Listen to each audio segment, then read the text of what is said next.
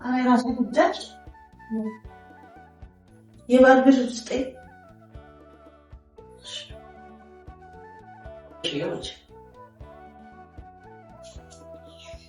ይሄ ምንድነው? ያው 5 ኪሎ ሽንኩርትና 1 ዶሮ ይገዛል።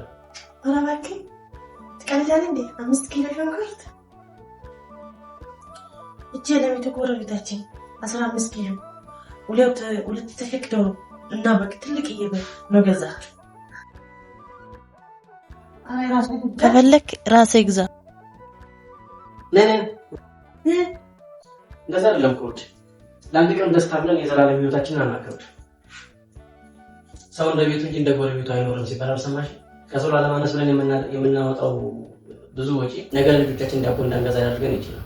ስለዚህ ዛሬ ብቻ ሳይሆን ማሰብ ነገንም እያሰብን ነው መኖር ያለብን።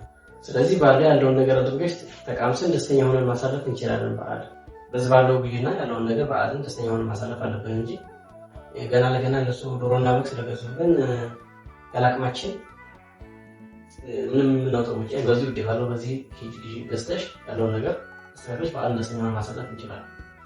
እሺ በቃ